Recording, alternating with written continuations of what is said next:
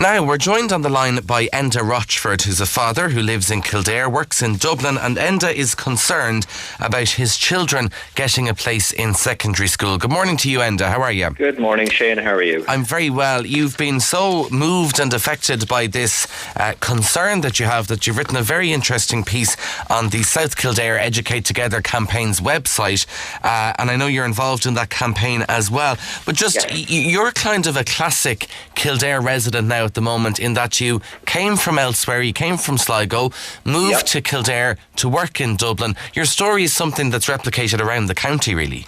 Oh, very true, and the classic blow-in, new to the parish, as they say. Although I've been living in Kildare since about 2004, 2005. Yeah, unfortunately, Enda, you'll always be a blow-in, even if you're here 30 years. we don't take kindly. I know we're starting to get better at accepting the blow-ins. Oh yeah, sure. I've recently joined the local GAA team as well, and I'm trying to help out there as well. So every shoulder to the wheel. Exactly. We'll sort out your passport soon for Kildare. Anyway, yeah, as we were saying, you're the typical story. You've been living here for 10, 15 years at this stage now, and Kildare, one of those counties, and I'm sure you've noticed it as well. Lots of housing estates popping up, lots of people moving into the area. I presume you thought that we would have the services to meet all of these families. Yeah, when we moved out originally, when we started looking, it was the commuter belt that we wanted to go to. We lived in Dublin for a while, and while it was nice to be in there in the heart of the action, when we decided to have a family, we wanted to move somewhere both that we had space and access to local amenities. So assuming that Kildare would be a good place to land, plenty of schools in the area when we looked, plenty of national schools, and I suppose, that's as far as we had thought at the time, starting our family.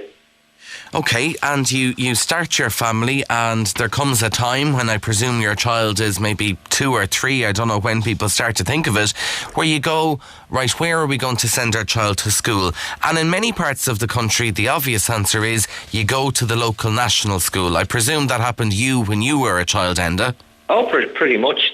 But to be honest, actually, we went one further. The day that we came back from the hospital with our first son, we went to the local national school and registered. That's how far in advance we were thinking ourselves. Right, okay. And did you want to send your own children to a national school? Oh yes, very much so. There are 2 or 3 in the area beside us, so we picked a couple of the nearest ones. We picked the nearest one that we had been looking for, one of the Gaels girls. Both myself and my wife are very interested in the Irish language, and assumed that would be a good first step. Okay, and how did you get on? Unfortunately, a few years down the line, once our son Ushin was hitting that time when we were expecting to start in national school in September, we got a call to ask us just some additional details and to tell us where he was in the queue. At the time, we were told he was mid-table and assumed that it would be that's where he was going to end up. But I suppose a slight question cropped up then. We were told that there was a date missing off the form just in regards to his baptism. Now, myself and my wife, we consider ourselves to be, I suppose, the face of modern Ireland, in that we're, although we're both from religious families, neither of the two of us have kept up that faith, and unfortunately we decided to do the same with our children. We just felt it would be hypocritical, as we weren't ourselves, that we didn't feel ourselves to be Catholic, to go down the route of, I suppose, going through the motions and get the child baptised when we weren't churchgoers. And having been to baptisms, I think part of that ceremony is to tell the priest that you will continue to raise your child in the church, which we had no intention of doing. So, as I said, there was no baptism date given on the form, and unfortunately then we were told at a later stage, then a couple of weeks later, when the official forms came out, to say that he had somehow slipped down to the 80th or 90th position, and a place was unlikely. So it was a bit of a punch in the guts at that stage to us. Yeah, and this was you hadn't really thought of this, but the fact that you didn't have the baptismal cert or the baptism date for the form meant that your son was basically pushed down the list. Now you then discovered Educate Together, and your son went there. What has that experience been like as a parent of a child? Of someone in an Educate Together school, what's it like? Do you feel it has been good for your son? We think it's in very good form because it's multi-denominational. And as I said in the blog piece, like I work in the city centre. I work in the IT sector, which is probably the most racially and culturally diverse sector in the country. So that's the reality that I see on a day-to-day basis. And I wanted my son to experience something like that. And Educate Together has a variety of a wider diversity than I've seen in other schools. He has they do teach religion. Religion is taught across all different religions. He came home, I think, one of the first couple of weeks asking us about Buddhism and what did Jewish mean and things like that, because they learned about all of the religions equally. And I suppose from my perspective, if down the line he does decide to become religious, then that's something, a choice he will make, an informed choice he will make as an adult. Yeah. I'm not pushing him in any direction at all. But there are parents and people in the community who still have reservations about Educate Together primary schools. I see you refer to it in the blog as well. Some people think they're a little bit airy-fairy, or that the Educate Together schools are full of foreigners. Yeah, those two things kind of crept up on a few occasions. I've been speaking to people, and as I said, the one about the foreigners, that because the local schools would more than likely take local people first, that there would be more likely to be locals who speak English and that sort of stuff, so that it felt like as if people would just push all the foreign children into these classes, that the children wouldn't be able to speak English, and that in turn would mean that your child might lose out because too much time was being spent bringing these other small children up to the same level. But to be fair, I think, from my experience, I found that to be absolute nonsense.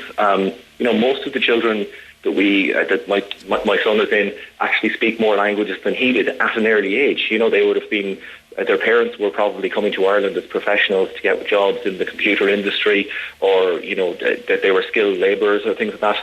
And I've often found that Europeans might have 2 or 3 languages, whereas sadly as Irish, if we speak English and we speak enough of a foreign language to order drinks when we go abroad, that's about it.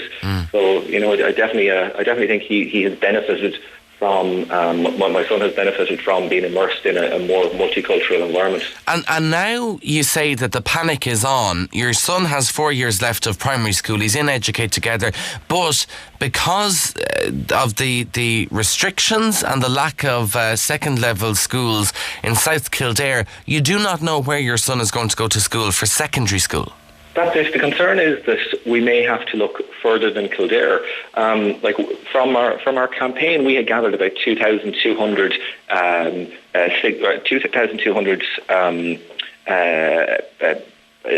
names for children who will be looking for secondary school places. So the concern is that if we're being told that there is a lack of resources as it stands at the moment. So within the next 4 to 5 years, if that continues to grow, the answer that we've seen from government has been to just add on prefabs to the existing schools and things like that. But that you're continuing to just patch a system that needs a different solution. Yeah. Just at the moment, Enda, what are the prospects? Let's say your son was in 6th class at the moment. What are the prospects? Where could you send him?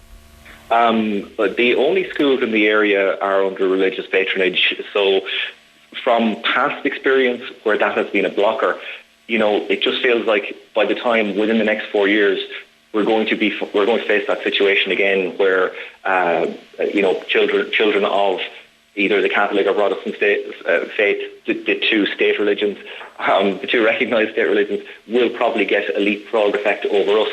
So we're being pushed back to the back of the queue.